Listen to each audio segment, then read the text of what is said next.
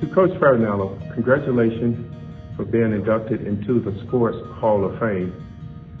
Your legacy and dedication towards sports will never ever be forgotten. As a 10th grader entering high school, I was very, very ambitious, and I was hungry, and you took me underneath your wings and other athletes. And as a result, by listening to your teaching, your wisdom and knowledge, I became 4-time All-American. I became the national record holder in distance, and I graduated from high school. In addition to that, I received a scholarship at University of Florida, and in addition to that, I became All-American, and I did an exceptional job because of your wisdom, knowledge, and understanding, which stayed with me. And later, I was drafted by Kansas City Chiefs. And Coach, I would want to thank you. I want to thank you for all the skills that you invested inside of me, and may God bless you. This honor is well deserved. 1964, everybody's reporting for camp. We had one young man come up here from Winter Haven, Florida, who was about 5'9". He probably had a 42-inch chest and a 30-inch waist, and he had forearms like Popeye, the cartoon character. We looked at him and thought, well, maybe this guy will be something, and maybe again he'll be gone 2 or 3 nights. After time went on, during practice, he started earning his stripes and eventually earned a starting position on that team as a nose guard.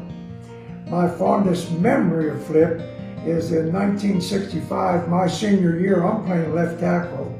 Flip is playing nose guard. We're playing Tech at Tech. Out of the corner of my eye, I see a helmet flying in the air.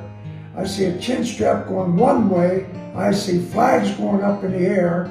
And I stood up and I looked over, and there's Flip Farinella going, "What's the matter?" Flip had jumped the count, put a forearm shiver in that guy's helmet, and it went flying. And the funny part about it, he only got a 5-yard penalty. I thought he should get a 50-yard penalty and charged for attempted murder. He hit the guy so hard. Flip, you went on to win many more awards at Austin Peay after we left. You were part of a great chemistry with a bunch of great guys who enjoyed playing with you. Congratulations on this honor for you and your family. It's well deserved. Go Peay. I want to first congratulate Philip Ralph Farinella II, is better known as Flip to family and friends, on being inducted into the Austin Peay Athletics Hall of Fame. Wow, what a great and well-deserved honor. Flip and I became friends since my family moved to Winter Haven, Florida in 1961. Our friendship was immediate. We played football together, and when we graduated in 1964, Flip, another friend and teammate, Bill Tyndall, and I signed football scholarships to play at Austin Peay State College. Flip has the qualities that one must possess to reach the pinnacle that we're celebrating here tonight. He was an excellent student, is goal-driven, has an unbelievable work ethic, leads by example, was a great teammate, and continues to be a loyal friend. He continues to amaze me when he mentions past players. He can quote their height, their weight, and their 40-yard dash time. He's truly one of a kind. So Flip, I am blessed our paths crossed 60+ years ago. I am thrilled Austin Peay recognized you for all your contributions to the Governors football team. In fact, I know nobody more deserving, and I'm just Peay proud. Coach Phil Farinella, I owe you so much, man. The impact that you have in my life, words alone cannot truly express my gratitude.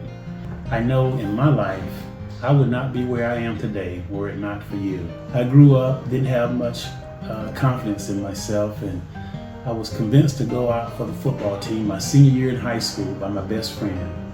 And I wanted to play wide receiver, but you saw a different purpose for me and asked me to play linebacker for you. And it was one of the best decisions I made in my life, because that decision afforded me a college football scholarship and an opportunity to go to the National Football League with the Denver Broncos as a free agent. Coach, you made an impact in my life and the lives of so many others. And I just want to say thank you and congratulations to you. I have fond memories of my time spent with Coach Farinella. One such time I will never forget.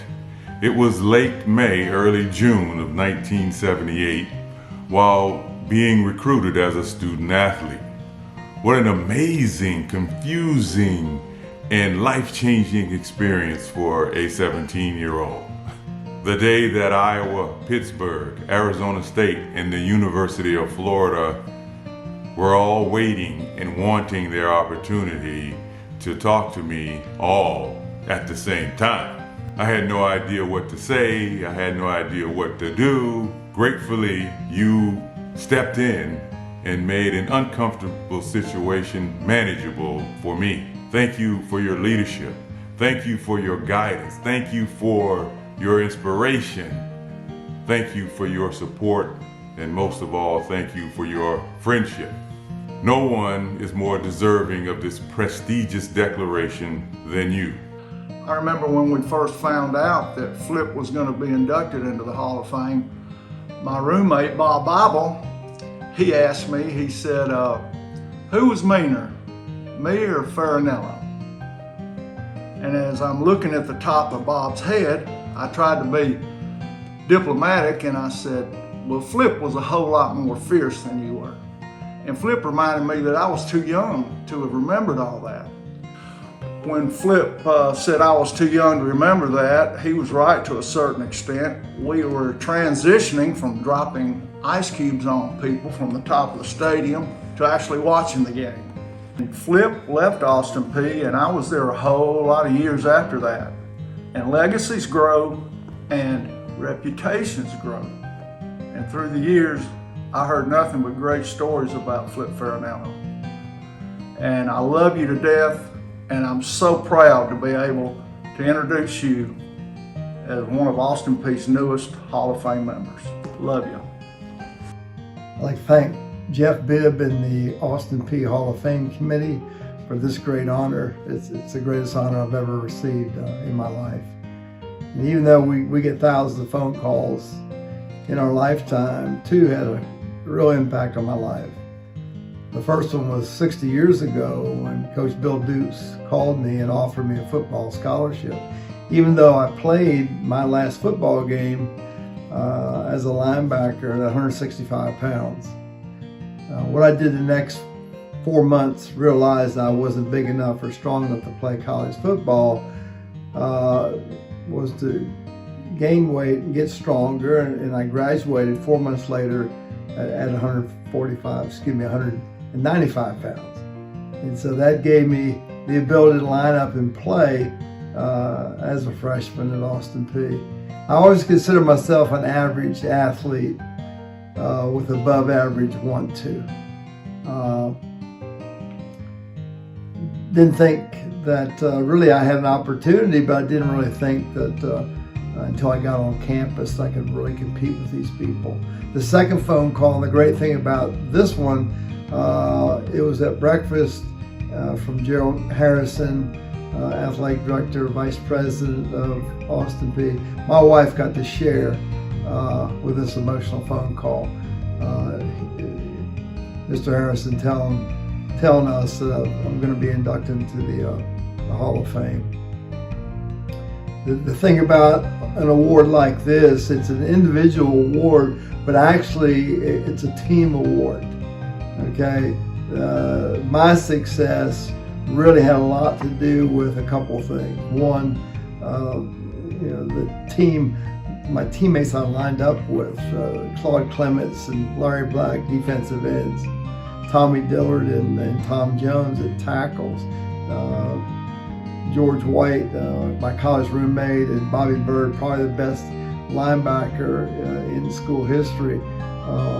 All those people, because they couldn't be blocked, a lot of the stuff I did was because of their ability to get off the blocks, and the ball came to me. Coach Jim Michael in 1965 helped me more than anything else to start believing in myself, and that changed the next 3 years.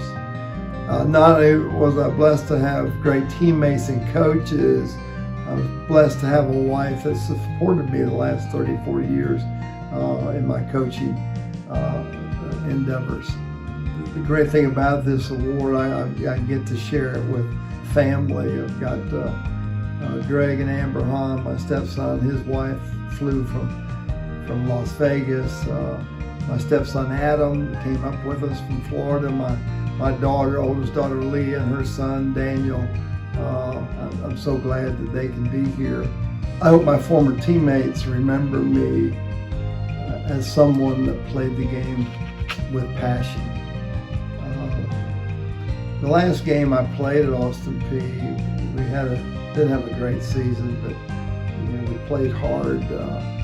After the game, this only happened one time in my career. The East Tennessee quarterback, I can remember the football under his arm, walked towards me and held out his hand and said 3 words that was almost 60 years ago. I remember to this day. He told me, "You played great." And that's all you can ask for as an athlete and as a person, is that you did all you could do to win the game.